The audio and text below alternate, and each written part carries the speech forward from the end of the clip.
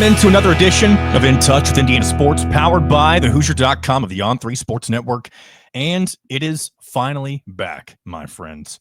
Happy College Football is Back Week. That's not the official name, but that's what we're calling it because this is week 0 coming up. And even though this is more of just an appetizer, almost called it an advertiser. That wouldn't be what I'm looking for. An appetizer week for the rest of the season. What we're coming up on now is what's more exciting itself than the fact that we're having a few games this upcoming weekend. It really just marks the end of the dead period, the dry period, the arid desert that is the college sports offseason. And thankfully, we did have a lot of things to pacify us this year.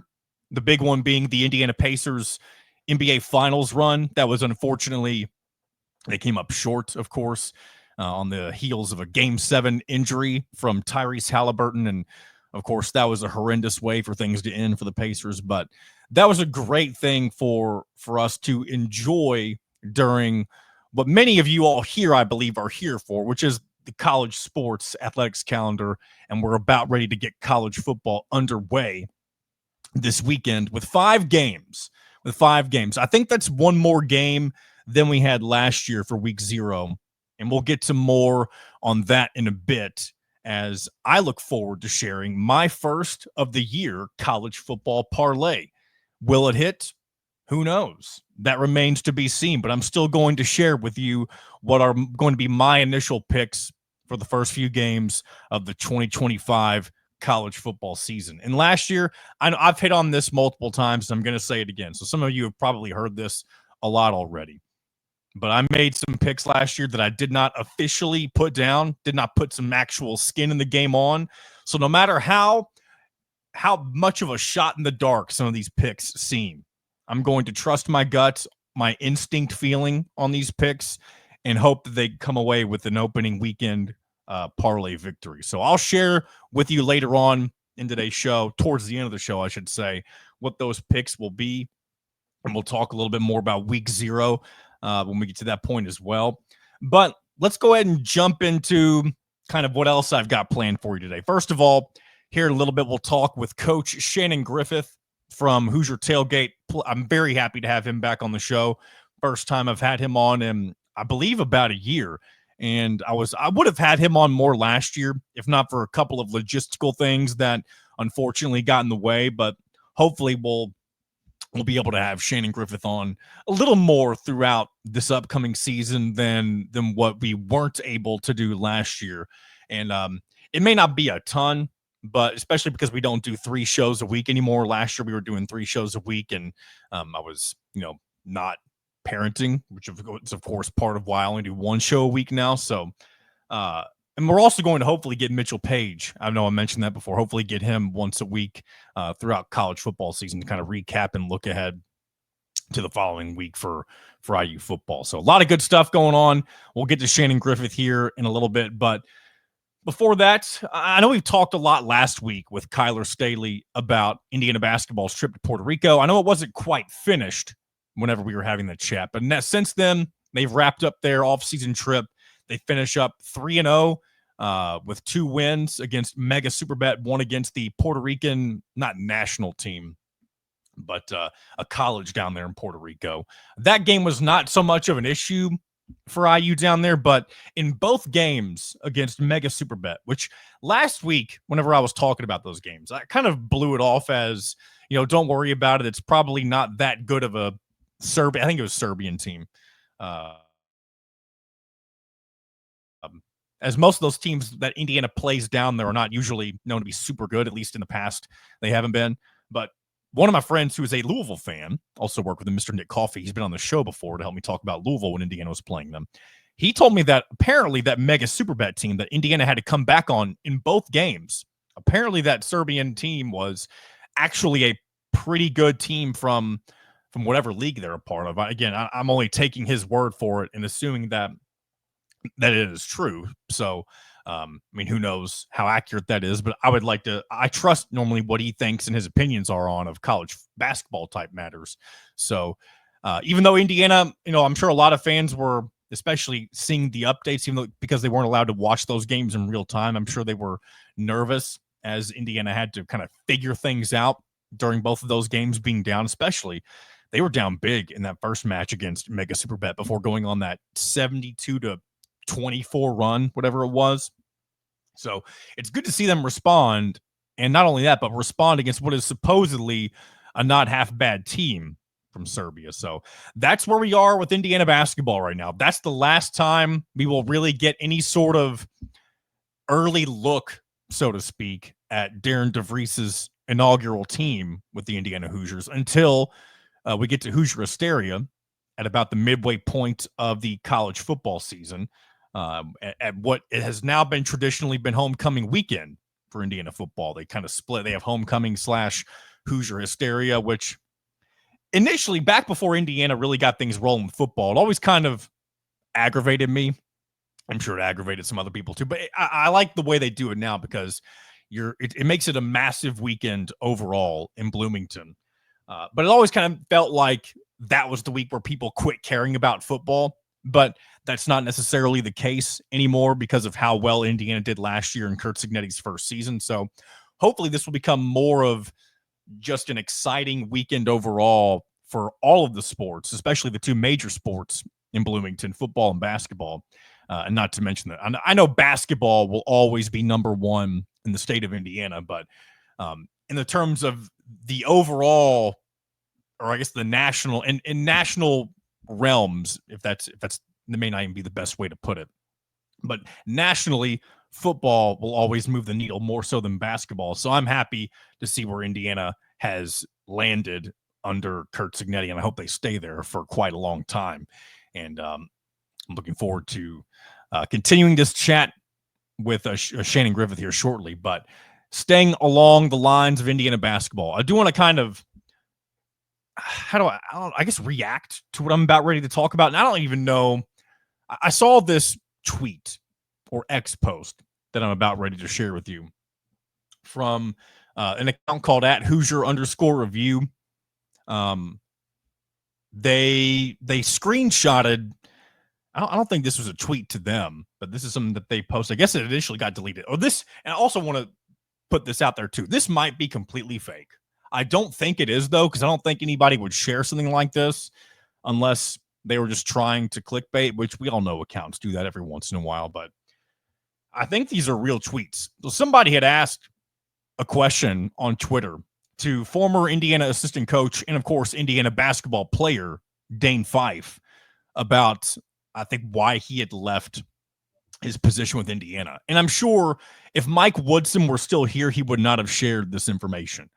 But Dane Fife's response, again, on Twitter /X, this is exactly what he said verbatim before the tweet, I believe, was deleted. It said, "I struggled to tolerate ineptness, laziness, and yes men. I did not belong there under those circumstances. My mistake is owned by me. Impulse and passion, I trusted blindly, doing no due diligence."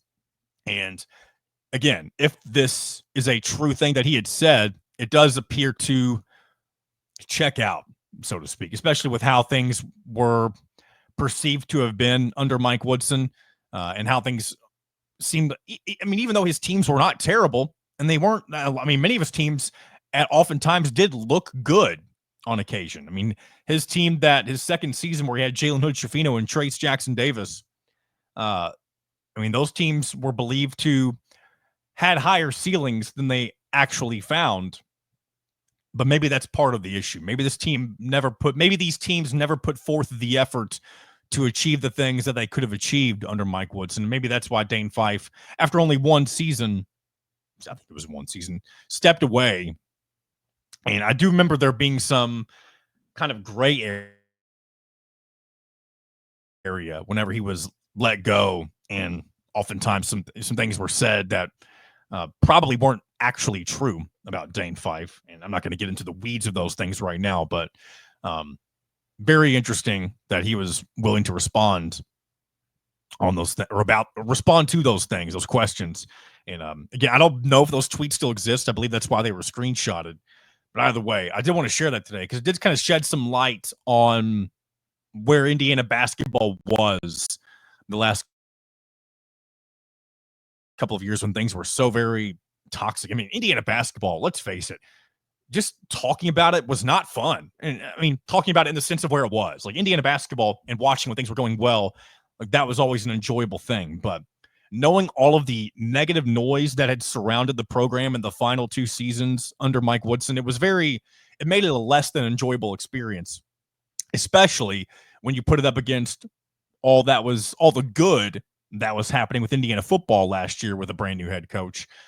It only expedited things when it comes to the Indiana basketball fans that were ready for something to be excited about once again, because all it took was one coaching change for Indiana football to get them to heights they had never seen before. So we'll have to wait and see what happens when we get to the actual beginning. I saw some people putting on social media whenever they were down in Puerto Rico that this was the beginning of the Darren DeVries era. And you could honestly put that down to multiple points of different portions of the offseason. You could say the moment he was hired was the beginning of the Darren DeVries era. You could say the Puerto Rico trip was the beginning of the Darren DeVries era. You could say Hoosier hysteria is the beginning of the Darren DeVries era. Or you can say that the moment that they play their first official game in Assembly Hall, that's the beginning of the Darren DeVries era. That, to me, is where the new head coaching era truly begins. Everything before that is just preparation and building up to that point. But either way, that's just kind of my thought processes on what that sort of thing looks like to me. Let's take a swig of coffee and we get ready to transition into our first and only, I should say, guest segment of the day. But before that, you all know what time it is. I'm here to tell you about Rhoback Activewear. There's only one way to describe Rhoback: best fit, best feel. For those who aren't familiar with Rhoback, they are completely changing the game with their incredibly comfortable activewear. Rhoback has released so many items within their new licensed game day collection, and it's our favorite as well, with novel polo designs and clean hoodie and quarter zip designs for some of your favorite schools. Of course, the Indiana Hoosiers. It's definitely worth checking out. Nobody else on the market is pairing these level of custom designs with this quality of activewear. Rhoback's everyday shorts or their Delta Performance pants are the perfect pairing as well. They're both super comfortable, have an elastic waistband, and great fabric that is made to have the appearance of a nice short look, but the comfort for a day on the move. Rhoback has also been proudly leading the NIL charge, having signed partnerships with multiple college football stars, past and present, and are becoming the go-to brand for college athletes across the country. For you guys, use the code IND20 on Rhoback.com for a generous 20% off for all new customers. That's spelled RHOBACK.com for 20% off all performance polos, shorts, and more. Just make sure you use that code IND20. And as you've noticed, I have these up once again. It's just what they currently have for their IU collection. And if you want to, just look at this right here.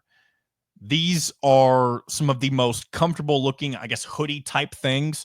Whenever you're getting ready to go out to a tailgate or for college football, or Indiana football, I should say, if you want something that just looks official but also feels more casual, this is definitely the way to go. And as I mentioned last week, I was a big quarter zip guy back in high school. If you're somebody who's into quarter zips, these definitely fit the bill as well. And these, I know for some of you all, these might not be the price point that you're looking for this sort of stuff, but that's why we've got that code IND20. You get 20% off of all this stuff. And if you're interested in any of this, be sure to check it out at Rhoback.com. Joining me now from Hoosier Tailgate, it is Coach Shannon Griffith. Welcome back to In Touch with Indiana Sports. It's been, I believe, about a year since the last time you came on the show. Yeah. Glad to have you back. Yeah, it's good to be back. It has been about a year. I think it's been a whirlwind of a year. I know, and I think just looking back to before last season started, I've had this conversation with a lot of people. We all knew there was a lot of excitement for Indiana football. We knew that at the time, new head coach Curt Cignetti was, there was a lot of positive energy that was coming towards the football program just because of what happened during the offseason and then leading up during the preseason. I don't think any of us really could have guessed that things were going to play out with an 11-1 season, a college football playoff appearance, and then now you're heading into his second year with the Hoosiers, and there's a lot of preseason hype. Once again, different type of hype, of course, but of course, expectations are a lot different nowadays than where they were a year ago. So just things have really changed in Bloomington when it comes to Indiana football. Well, yeah, I mean, it went from 0 to 100 pretty quickly there after about the sixth game of the year when everybody kind of realized that all the press conference promises and such about being a team that wins came to fruition for Coach Signetti. And from that point forward, it's been a, like I said, full speed ahead, 100 miles an hour, even through the recruiting season. And you got to say where they're at. I don't think anybody would have even thought that this is where Indiana football would be a year later. Yeah, now this is where they're set up. Their preseason number 20 in the AP poll, number 19 in the coaches poll. Of course, when it really comes down to it, those polls, they mean a little something right now. It's kind of like your barometer for the first 2/3 of the season. But what really matters, of course, is those CFP rankings. If your team is in fact doing well enough to be a part of those at that point in the season. But where do you or I guess what's kind of your thoughts on where the Hoosiers are kind of starting as they get ready for the second season with Kurt Signetti? Well, the ranking aspect of it, I think that is more ego than anything to say that you're ranked in the top 20. And some people believe they should be higher than what they are. And I guess you could argue the point. You can also see that there is still a sentiment out there of disrespect and, so what? You did it 1 year, do it more. And yet they're held to a standard that nobody else is held to. So you get a little bit of that. So it gives them a little bit of a chip on their shoulder, which I think is always a good thing to have. For Signetti, it doesn't mean, diddly squat, because in his mind, every year is a new year. And whether you are ranked or unranked, it has no bearing on what will happen during the year. It all matters where you finish. And I think that's what he pointed out last year. He was picked second to last in the Big Ten, and he came in tied for second place, in some respects, and could have been playing for the Big Ten championship, but Penn State won the tiebreaker. Yeah. So, I mean, that's all what he cares about. But there's no question that the excitement level is real in the state of Indiana, let alone Bloomington. I think the state of Indiana has been captivated as well. But when it comes to this, and then just the addition of DeFries as the head basketball coach has also coupled into that enthusiasm that they feel they got two top tier coaches now in Bloomington that can lead them to bigger and better things. And I think that's a true sentiment now that you've seen the proof in football. And so, yeah, the expectations are high. I think Signetti likes them that way. He doesn't expect them to be low. That's for sure. I mean, he expects them to be high, and there's a standard that they live to and abide by. And I think that's the ultimate goal for him each and every year, is to achieve the standard. And of course, looking ahead at what this roster kind of looks like, and more specifically, Fernando Mendoza filling in for the Maple Missile himself, Curtis Rourke, somebody who I don't think anybody expected him to be kind of the record-breaking quarterback that he was at Indiana. Also, kind of not really publicizing that he was dealing with a torn ACL for the majority of last season, and yet he still does what he does as Indiana's quarterback. Now you got Fernando Mendoza with the impossible task of following that up. What do you like about him, and do you think he has that ability to lead Indiana to a similar type of season? I know Kurt Signetti says that their expectation is to build upon what was the foundation that was laid last year. And of course, getting to a college football playoff, if you're one of the elite programs, your expectation is to be there every single season. Now, Indiana, the mindset might not be that every single year, but of course, Signetti wants to instill that with creating those types of expectations. So do you think, and I guess it's really hard to tell, the only thing we know of Fernando Mendoza is what he did at Cal, but do you think he can step into this offense at Indiana and pick up where Curtis Rourke left off? Oh yeah, I think he has all the necessary traits that Indiana likes in their quarterback. You know, he's a big, tall, strong, armed kid that has touch and can get the ball out in and out of his hand quick. The one thing that he has over Curtis at this time is the ability that he's more mobile than what Curtis was due to last year's ACL injury that nobody knew about, including the players that were playing around him. So, you know, that's going to give Indiana some opportunities to utilize Mendoza in some bootleg action, some sprint out action, quarterback design runs. So there is an added element that they're going to be able to add into the fray, where last year they were hand tied with what really they could do with Curtis. And you could see where in some games that hurt them because of his inability to really move the necessary movements that they needed, and became more of a sitting duck in the pocket at times when they were up against the Ohio States of the world, and you know, teams that kind of overpowered them up front. But I do think Fernando gives them the added bonus of mobility, and I do think he will be able to work well within the Shanahan-Signetti framework of an offense. So I do think he has that capability. Now he's got to go prove it on the field. Do you expect there to be a difference in maybe quarterback philosophy, if that makes sense? Because I know they lost QB coach, I'm forgetting his name, to UCLA. Tino. Yeah, Tino. Tino Sinceri, that's right. He's the only guy on the Indiana staff from last year that went somewhere else. Do you expect there to be, you know, any sort of drop off for that alone? And of course, when Indiana plays UCLA once again this year, you'll have Tino Sinceri and company coming to Bloomington. Yeah, that'll be interesting to see how that works out. But you know, it does make you wonder how big of an impact does somebody like Tino Sinceri have whenever he's gone versus when he was with you. Is it more so Mike Shanahan offense, or was it Tino Sinceri's quarterback coaching that was the difference last year? I guess we'll have to wait and see how things play out this year.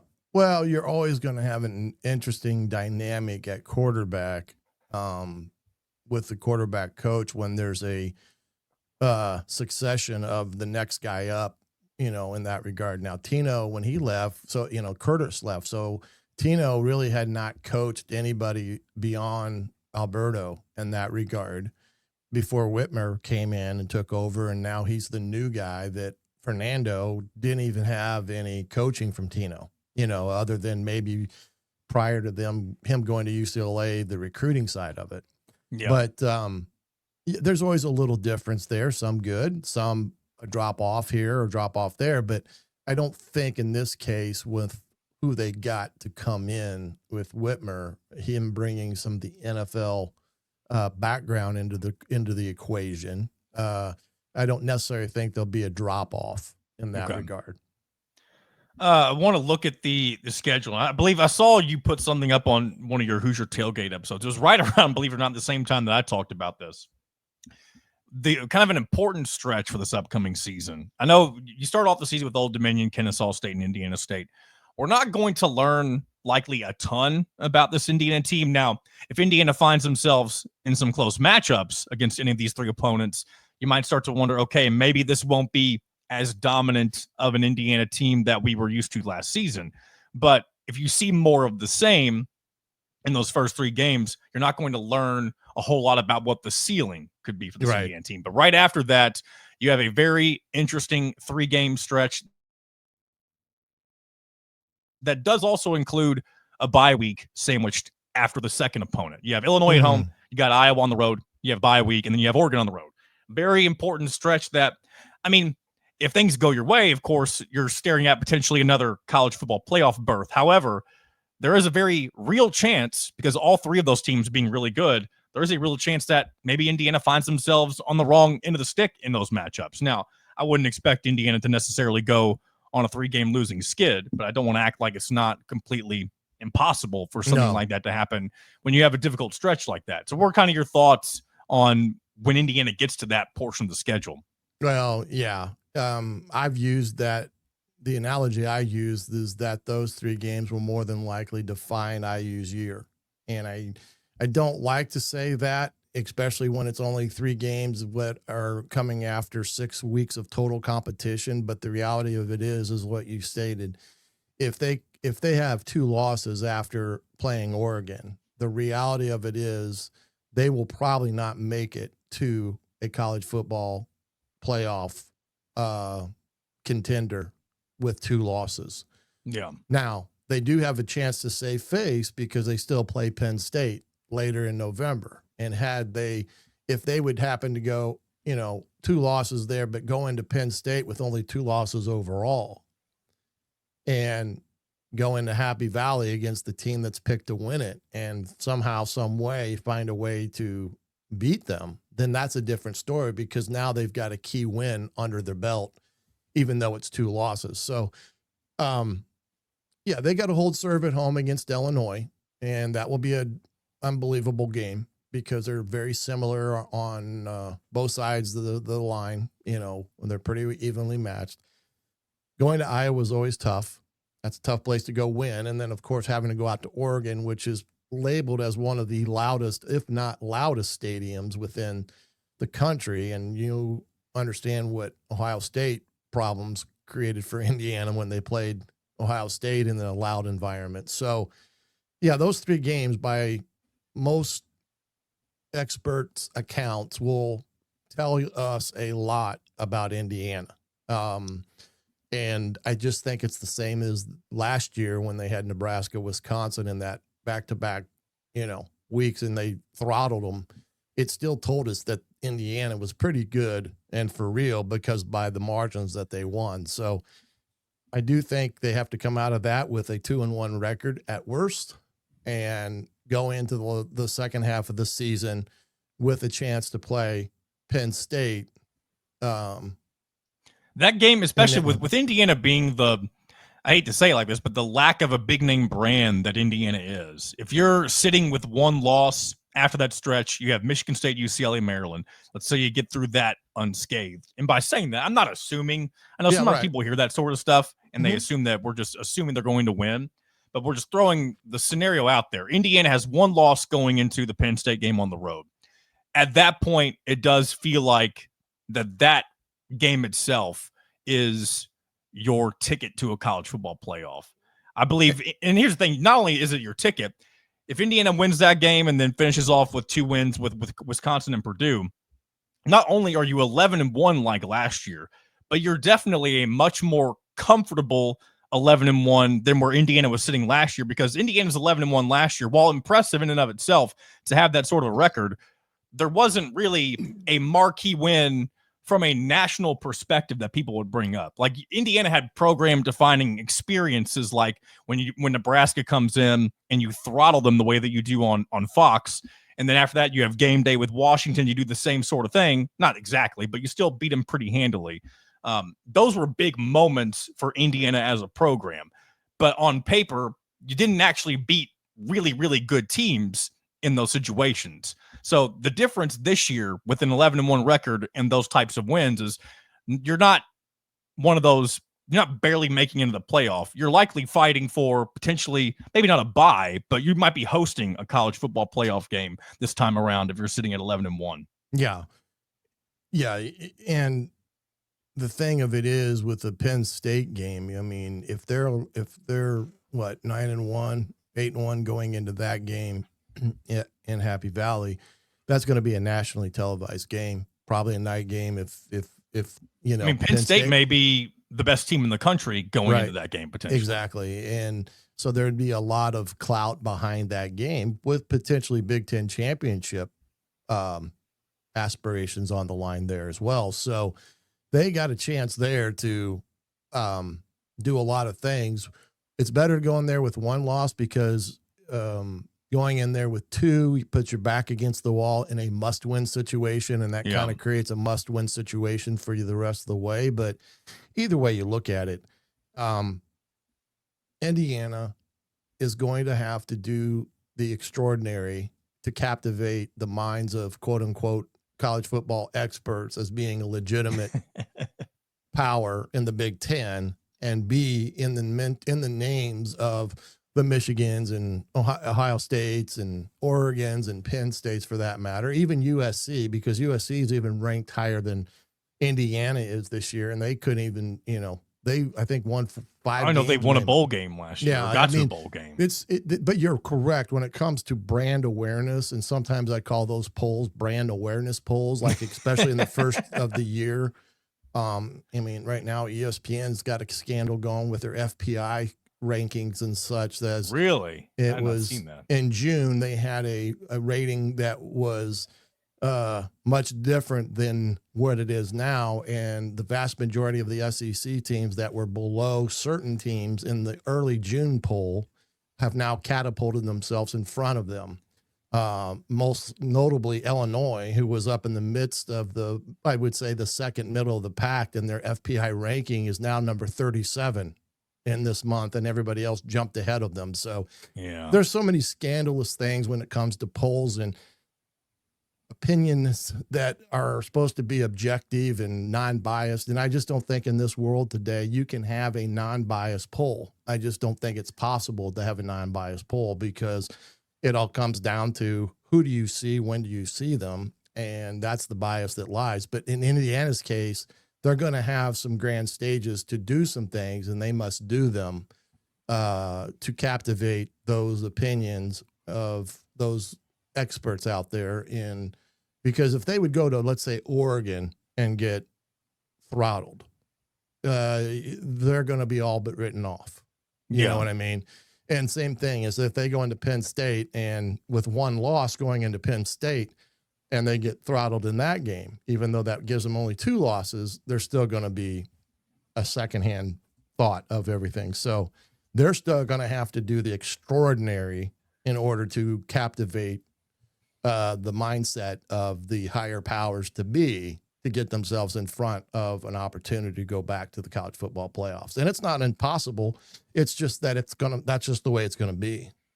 Yeah. And until college sports, and I guess maybe we're talking football specific with this here, until college football adopts a system that eliminates people's opinions of certain teams or conferences, and you have something more NFL like, where it's based on conference winners or runner-ups and wild card matchups, whatever you want to call it, until college football goes that direction, it's always going to be very subjective. And that's why, I mean, it creates drama, and it's fun to kind of be on that ride, especially if you're with a team that ends up getting to that point, the pinnacle, the playoff, that sort of thing, like we were with Indiana last year.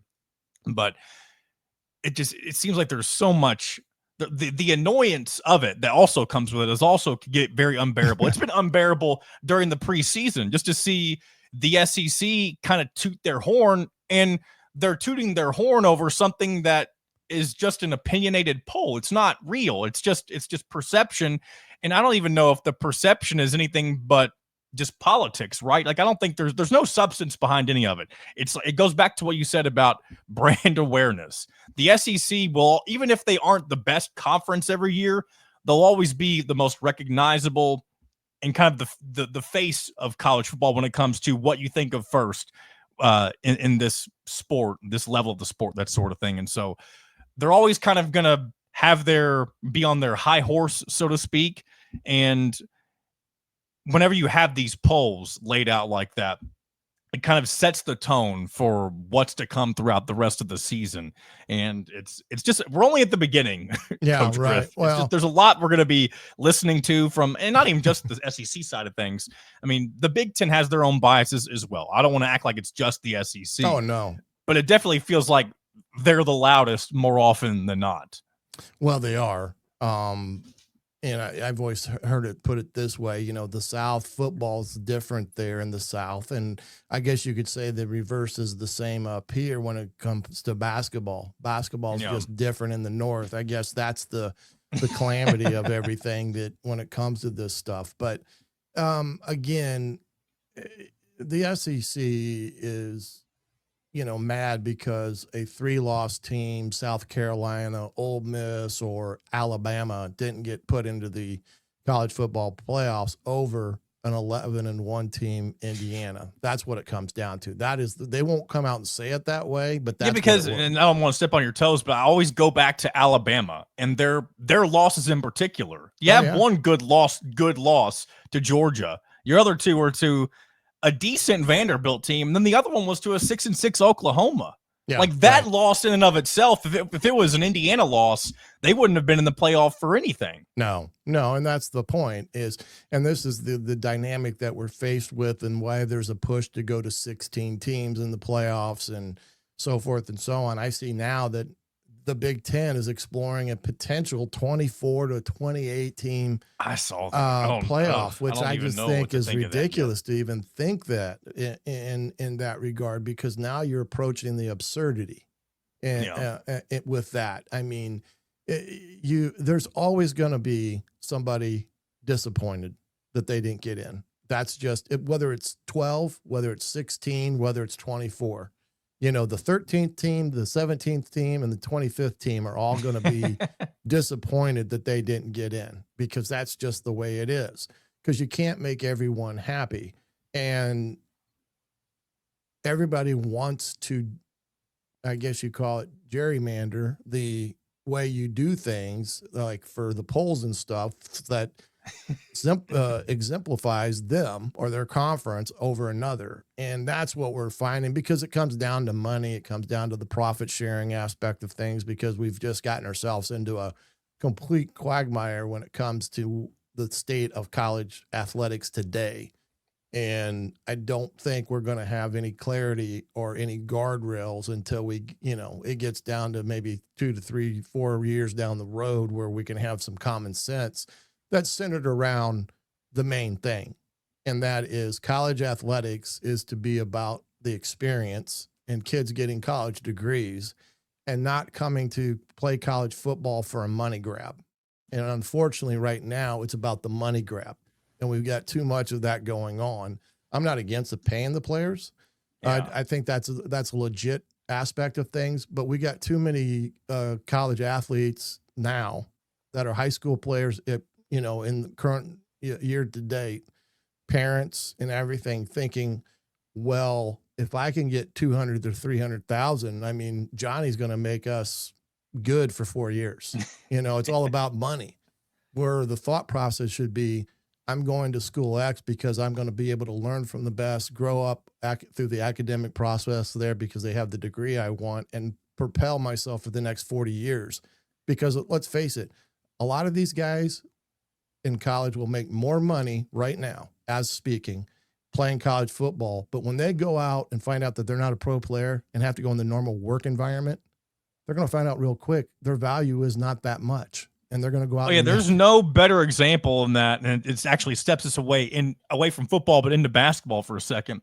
But Hunter Dickinson, I feel like that guy was in college basketball forever. Went from Michigan to Kansas. I feel like he played for 6 or 7 years. But it's because the big man was dying in the NBA, the traditional big man, making money in America playing college ball versus going overseas with all this new NIL stuff is always going to be more appealing than the initial way that things used to be before all the stuff came into play. And so, that makes perfect sense. No pun intended, I guess. Right. That's the way things are shaking out. And I don't think there's a world where I'm not going to say like college football or college sports in general, they're never ever going to revert back to the way things were. No, but I don't really know like how this gets regulated and how long it takes to get to something that's got more guardrails on it. Well, it's going to take the powers to be, and some of that is the head coaches around the country at the P5 level really shaping what needs to be done when it comes to rules and regulations and understanding of, what the ultimate objective is. And there's ultimately going to have to be some type of collective bargaining tool there that are done for the players, because who's getting lost in this is the players. There's always going to be those 2% that everybody's going to talk about, and everybody's going to talk about what they make and so forth and so on. Archie Manning making $3 million a year. Well, I'll tell you what, 98% of that roster that Archie Manning's playing for isn't making $3 million a year. Now they're making good money and more than that they ever will make going out into the world for their first job. But that's the point. There's got to be some common sense there that sets the guardrails, sets the rules and things of that nature so that we not lose sight of what college athletics is supposed to be about.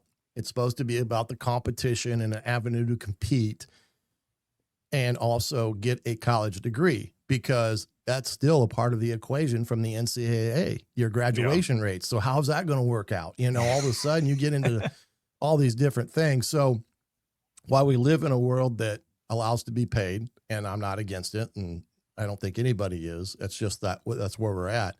We're still in the midst of a little bit of chaos when it comes to the overall picture, when it comes to college football playoffs, how many, how less, whatever that may be, on top of, you know, how do you recruit the transfer portal? What is tampering?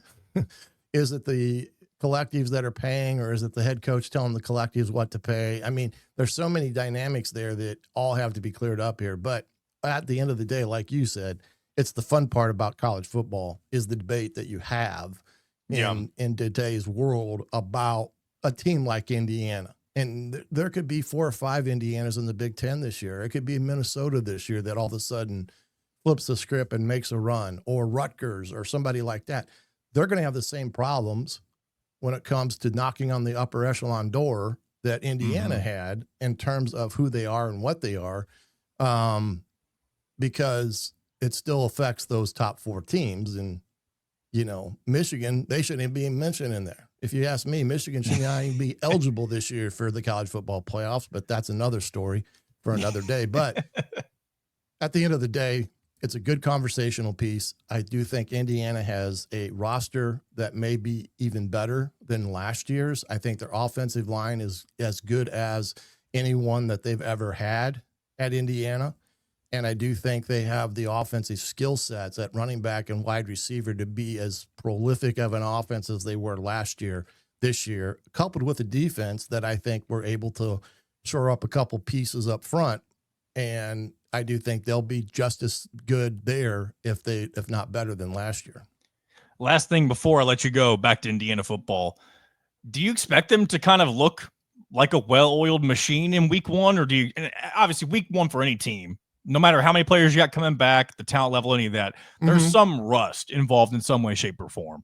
But when you eliminate that to an extent, like how well do you think they'll look in that opening game? Oh, he'll have them ready. I mean, Sig does a great job of not overutilizing them during camp.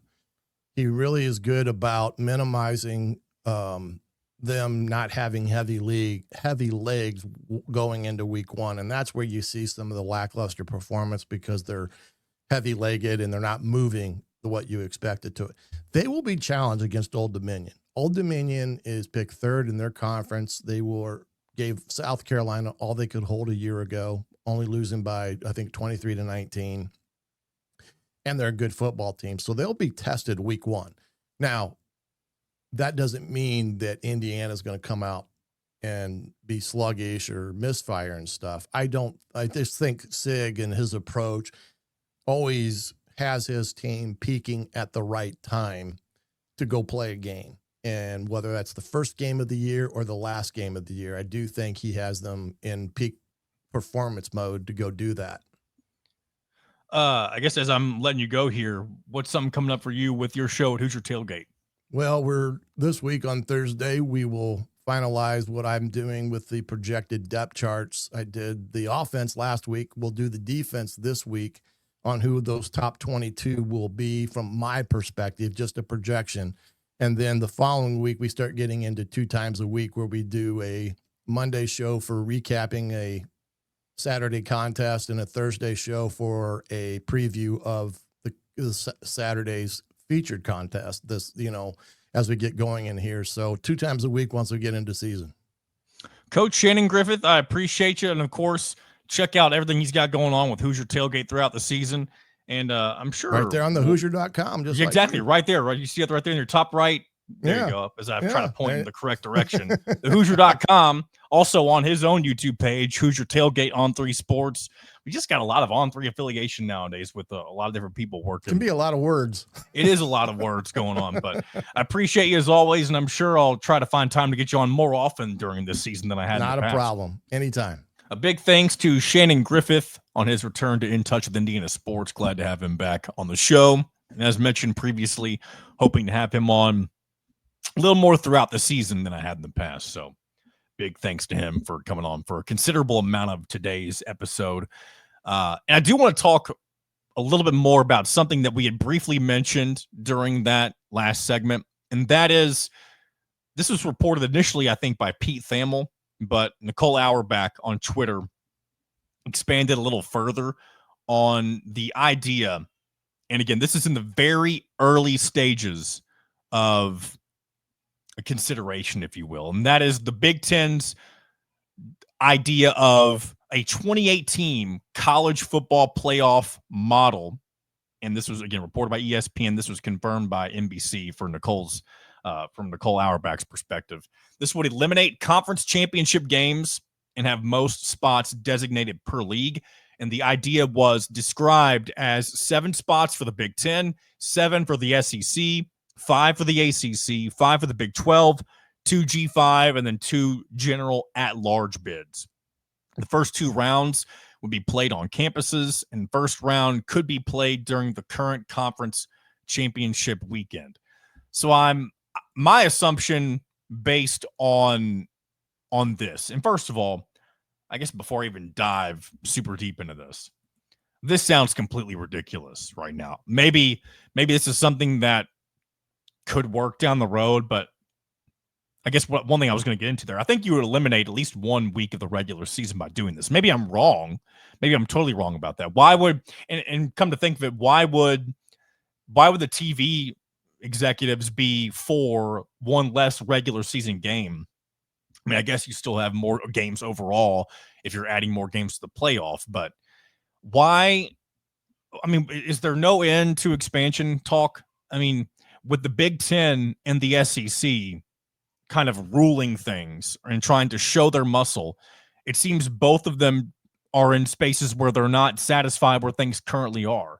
And I do know that the current format of the 12-team playoff can be tweaked a little bit, but it just seems like they just throw the conferences just seem to throw ideas out there and in hopes that something will catch on, right? And I know that they want to eventually come to an agreement, and apparently the SEC has a similar idea of sorts that would them like compared to what the Big Ten's presented. So we'll see how things play out. But I just wanted to share that real quick before we move on to some other things. I hope I was able to get everything across the way that I was trying to. Ended up having to stop that little segment prematurely. Had to go help calm down my baby with my wife. Just, dad things, parenting things. I'm sure many of you understand how that goes. But I do want to move on now to, I guess it's not really the main event of the show, but it kind of helped us lead off the show. We were talking week 0. I'm going to talk a little bit about what I'm interested in betting on here as things get underway this upcoming Saturday. And as I said earlier, there's 5 games, and I'm doing a 4-leg parlay. I'm not doing 5 legs. I'm avoiding the game that features an FCS opponent because that can get a little wonky sometimes. That game is UNLV versus Idaho State. It'll be at 4:00 on Saturday. And it's very tempting to take UNLV minus 25.5 for 2 reasons. One, it's an FCS opponent. You should outmatch them. But well, first of all, I guess I said 2 reasons. The second reason is how well UNLV did last season. But a lot of that was due to some players that are no longer there anymore. Many of them went to Purdue. Now, I don't know how good Purdue's going to be, but UNLV was a pretty good team last year. So that number could be inflated a little bit, even though it is an FCS opponent. So, but that's a stay away game for me. So I'm not betting on Idaho State, UNLV, the one game that features an FCS opponent. So I'm going to take you through what I'm betting on by most to least confident. And it's kind of 2 tiers. There's 2 games I'm pretty confident in, and there's 2 that it seems like I'm taking a little bit more of a risk, maybe. So what I'm most confident in, it's kind of a strange one, is Hawaii minus 2.5 against Stanford. It is at Hawaii. Hawaii also played last year in a week 0 game. It was against Delaware, and they blew them out of the water. Or Delaware State, not Delaware. Delaware is a new team to the FBS, by the way. Delaware State, not so much.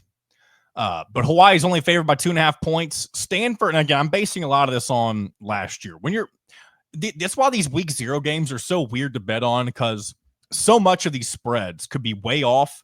A lot of it's based on, returning personnel from last year, or some new personnel that maybe did good elsewhere, or maybe not so good. But Hawaii's always been a team they're better than people, I think, realize they are, because they're Hawaii and they don't really get a lot of attention, of course, because they're not in a big name conference. They're, all out on their, by themselves on an island, of course.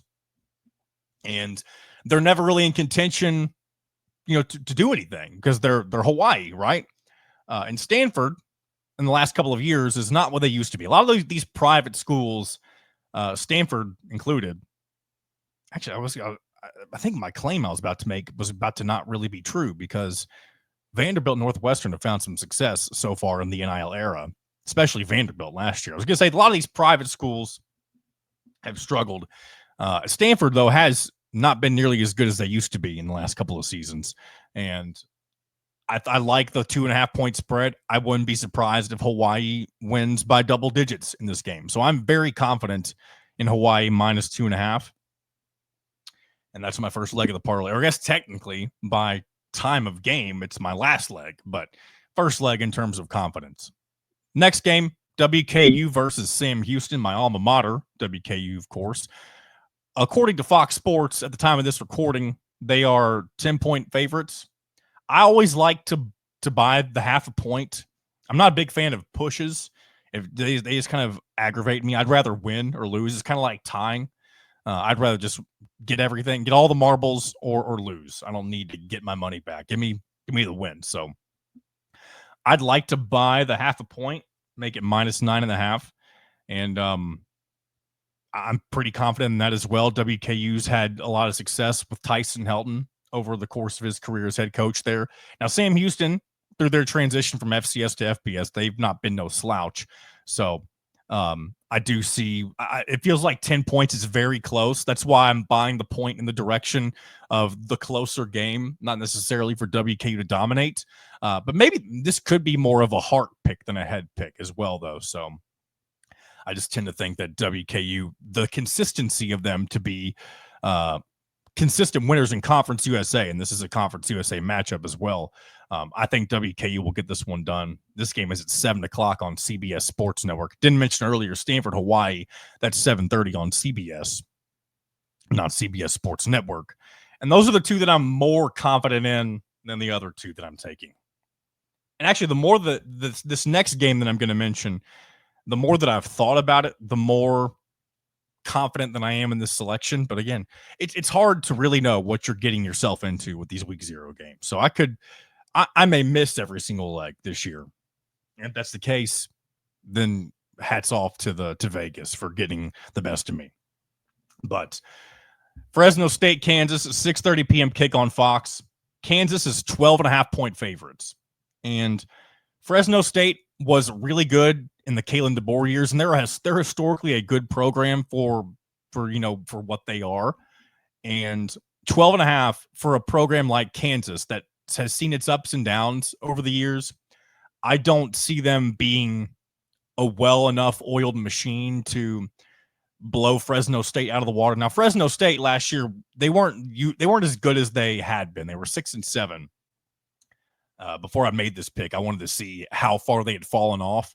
6-7 is not great, but it's not terrible by any stretch of the imagination. And if they retooled correctly, they may be, closer to where they had been in previous seasons. So I tend to think that this will be closer than people expect it, or maybe I should say Kansas fans expect it to be, because again, Kansas, a team that usually figures it out if they're having a good season as the year goes on, but they've been known to be in some close matchups over the years against lesser opponents.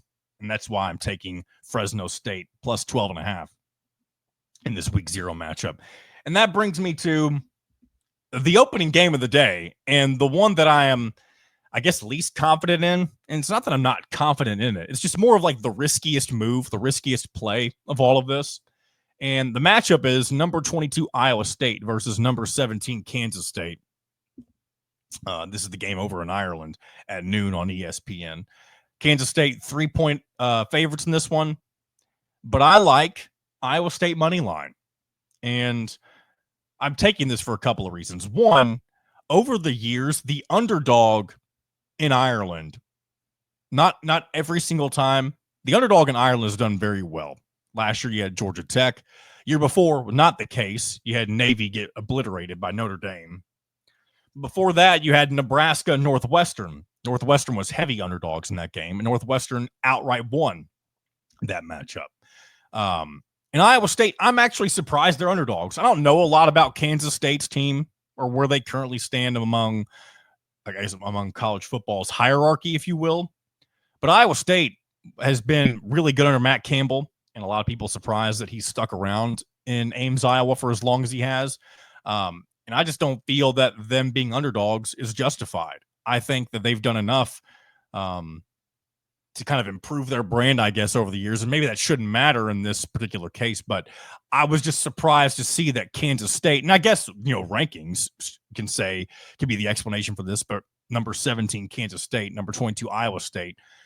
I just think that with the fact that Matt Campbell being who he is, and as long as he's made Iowa State a contender, specifically in the Big 12, I think the wrong team is favored here, and that's why I'm taking Iowa State money line. So let's go ahead and recap. I'm going to go in order of the games in which they will take place this time instead of confidence. But here's what we got for the parlay. We've got Iowa State money line, Fresno State plus 12.5, Western Kentucky minus 9.5, and Hawaii minus 2.5.